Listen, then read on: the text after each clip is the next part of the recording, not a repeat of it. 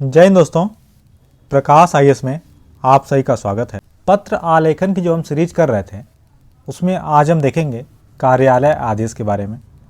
इसके पिछले last lectures में हमने देखा सरकारी तथा अर्ध सरकारी पत्र और उसके बाद देखा हमने तार लेखन और आज देखेंगे कार्यालय आदेश। और अगर आपको इसकी पीडीएफ प्राप्त करनी है तो आप हमारे टेलीग्राम चैनल @प्रकाश IAS PCS से जुड़ सकते हैं।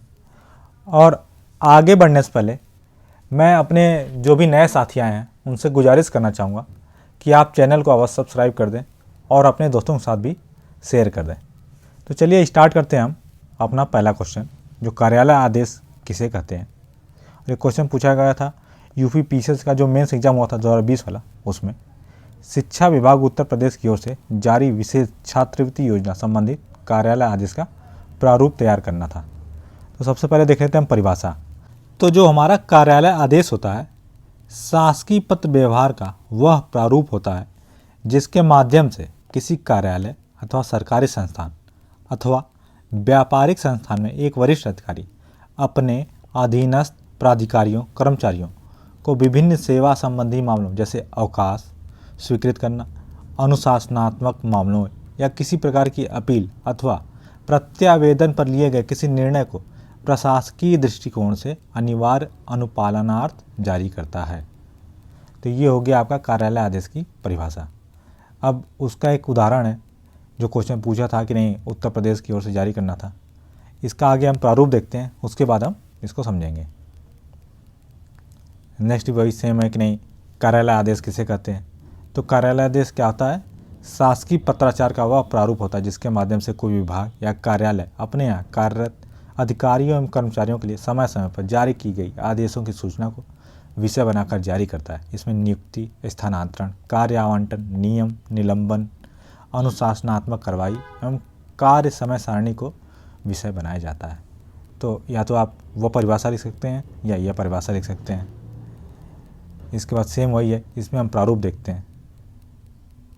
तो जो कार्यालय आदेश का प्रारूप होता है, सबसे पहले विभाग का नाम आता है, फिर आता है अनुभाग, फिर संख्या और नीचे दिनांक कमा स्थान। ये सब जो भी A4 साइज पेज होगा उसके मध्य में होगा, बीच में, ये ख्याल रखना है आपको। इसके बाद कार्यालय आदेश हेडिंग, उसके बाद श्री को आदेशित किया जाता है, एक पैरा ख़त्म, पूर्ण विराम। उसके बाद अगला पैरा में फिर से जब देंगे तो नंबरिंग करेंगे। उसके बाद तत्काल प्रभाव से उक्त का अनुपालन सुनिश्चित करें। आज्ञा से आपका जो दायां भाग है उस साइड, हस्ताक्षर, नाम कोष्ठक में और पद, उसके बाद पूर्ण विराम। इसके बाद अगर कोई प्रतिलिपि है तो प्रतिलिपि निम्न को सूचना प्रेषित, 1-2 नंबर जितने होंगे उनको, और उसके बाद आज्ञा से फिर हस्ताक्षर, नाम होगा आपका कोष्ठक में और उसके बाद पद। तो ये हो गया इसका प्रारूप। इसके बाद जो कार्यालय आदेश है उसकी रूपरेखा देख लेते हैं। तो किसी विभाग का कार्यालय द्वारा अपने यहाँ कार्यरत अधिकारियों एवं कर्मचारियों है तो समय समय पर जो सूचनाएं जारी की जाती हैं उसे कार्यालय आदेश कहते हैं। ये हमने पढ़ा ही था। इसका संबंध किसी एक, कुछ या सभी कर्मचारियों से संबंधित हो सकता है। इसका दायरा केवल उसी कार्यालय तक सीमित होता है, ये महत्वपूर्ण बात है, जिस कार्यालय से जारी होता है। और इसके अंतर्गत कौन कौन सी सूचनाएँ आती हैं, जैसे कोई नया पद है उसकी जानकारी, अनुभाग में किसी कर्मचारी का स्थानांतरण, अनुभाग में कर्मचारियों के बीच कार्यों का बंटवारा, अवकाश की स्वीकृति, कार्यालय द्वारा बनाए गए नए नियमों की जानकारी, किसी कर्मचारी को चेतावनी, अपील पर लिया गया निर्णय और दक्षता रोक पार करने की सूचना इत्यादि। तो ये सारा होता है आपका कार्यालय आदेश में सूचनाएं। इसके बाद हम आगे देखते हैं। पहले इसका एग्जाम्पल देख लेते हैं, जो ऊपर क्वेश्चन थे उसको। तो देखिए, सबसे पहले जो भी विभाग है उसका नाम, उसके बाद अनुभाग जो भी होगा, उसके बाद संख्या, दिनांक, स्थान, कार्यालय आदेश, उत्तर प्रदेश शैक्षिक सेवा समूह ख वेतनमान रुपये इतना में कार्यरत श्री क ख ग को उनके वर्तमान पद वरिष्ठ प्रवक्ता डायट झांसी से स्थानांतरित करते हुए डायट उन्नाव के पद पर तैनात किया गया और एतद द्वारा श्री राज्यपाल आदेश प्रदान करते हैं। तो ये लाइन होगी, पहला पैरा खत्म, उसके बाद पूर्ण विराम बना दिया। उसके बाद जब अगला पैरा स्टार्ट करेंगे तो नंबरिंग देखें और स्थानांतरित अधिकारी को अपने नवीन तैनाती स्थल पर किसी प्रतिस्थानी की प्रतीक्षा किए बिना तत्काल कार्यभार ग्रहण करें। इसके बाद दाएं साइड में हम आज्ञा से हस्ताक्षर और ब्रैकेट में जो भी नाम और नीचे पद।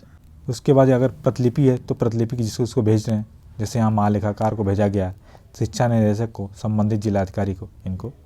और आखिरी में फिर से आज्ञा से हस्ताक्षर, ब्रैकेट में नाम और पद। तो ये हो गया उसका एक एग्जाम्पल। जो हमारा पहला क्वेश्चन था उसमें भी सेम इसी तरीके से कि शिक्षा बोर्ड का नाम, अनुभाग, संख्या, दिनांक, कामा आपका स्थान, उसके बाद कार्यालय आदेश हेडिंग, इसके बाद जो भी आदेश है उस आदेश को लिखेंगे। जैसे इसमें स्कॉलरशिप या छात्रवृत्ति के लिए था तो वित्तीय वर्ष 2020-21 के लिए पोस्ट मैट्रिक विशेष छात्रवृत्ति योजना है तो विद्यार्थियों तथा विद्यालयों की सूची के साथ साथ समस्त प्रक्रिया ऑनलाइन पोर्टल के जरिए पेपरलेस की गई है। इस संबंध में जिला शिक्षा अधिकारी एवं संबंधित कार्मिकों को सामाजिक न्याय एवं अधिकारिता विभाग उत्तर प्रदेश द्वारा प्रशिक्षण कार्यशाला दिनांक को आयोजित की जा चुकी है। इसके बाद पूर्ण विराम, अगला पैरा फिर से नंबरिंग डालेंगे। समस्त संबंधित पक्ष उक्त समय सीमा एवं दिशा निर्देशों का अक्षरशः पालन करते हुए समस्त कार्य करना सुनिश्चित करें। इसके बाद इधर आज्ञा से दाएं साइड में हस्ताक्षर, ब्रैकेट में नाम और पद।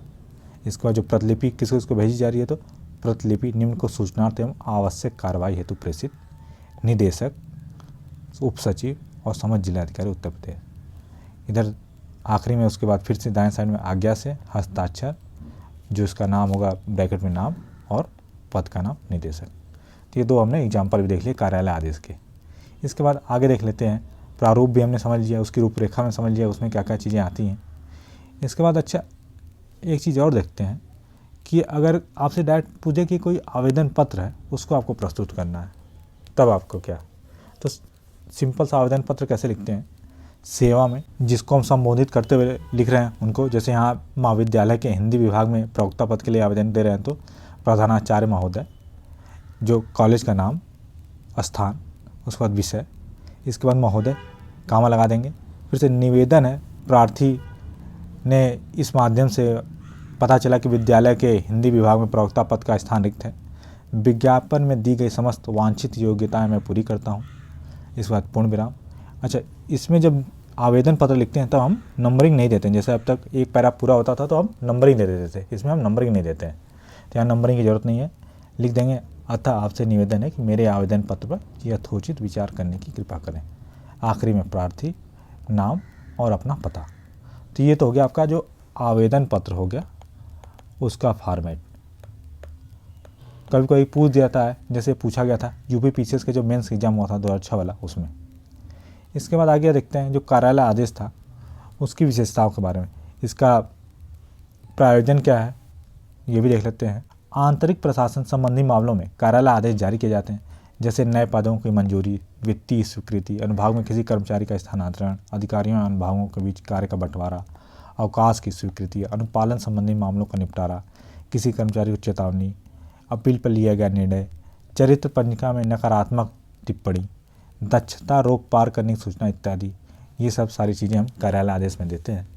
इसकी विशेषताएं क्या होती हैं कि यह स्पष्ट एवं सरल शब्दों में होता है, फाइल संख्या ऊपर देकर कार्यालय और सरकार का नाम देकर आदेश किया जाता है, या अमुक व्यक्ति को सूचित किया जाता है, अथवा सीधे विषय का संकेत करते हुए आदेश की भाषा जो अन्य पुरुष में लिखी होती है लिख दी जाती है। तो ये महत्वपूर्ण किस में लिखते हैं, अन्य पुरुष शैली में। नीचे दाहिनी ओर अधिकारी का हस्ताक्षर और उसका नाम और पदनाम रहता है, ये आपको बताया जा चुका है। संबोधन का प्रयोग नहीं होता इसमें, आपने देखा कहीं पर भी महोदय या ऐसा कुछ भी हमने नहीं लिखा, श्री महोदय, महोदय, कुछ भी ऐसा नहीं।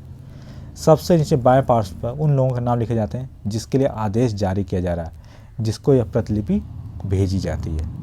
तो ये चीज़ आपने ख्याल किया, देखिए यहाँ कोई महोदय या किसी उसकी ज़रूरत नहीं है, आप डायरेक्ट यहाँ पदनाम लिखेंगे और जिसको इसको भेज रहे हैं बाएं साइड में उसको प्रतिलिपि ऐसे नाम और उनका जो भी विभाग है या अन्य जिसका है उसका नाम लिख देंगे।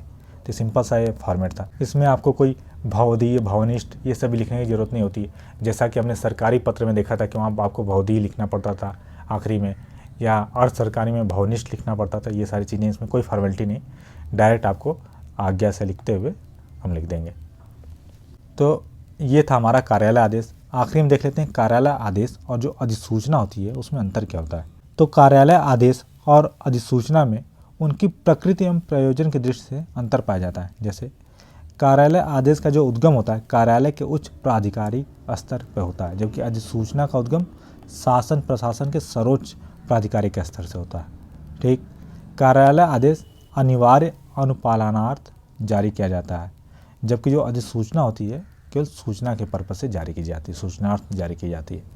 कार्यालय आदेश का प्रभाव केवल संबंधित कार्यालय के अधीनस्थों तक ही होता है, जबकि जो अधिसूचना होती है उसका प्रभाव जनसाधारण तक होता है। आखिरी जो अंतर है, कार्यालय आदेश का उल्लंघन की दिशा में अनिवार्यतः दंडनीय होता है, लेकिन जो अधिसूचना होती है वह दंडनात्मक नहीं होती है।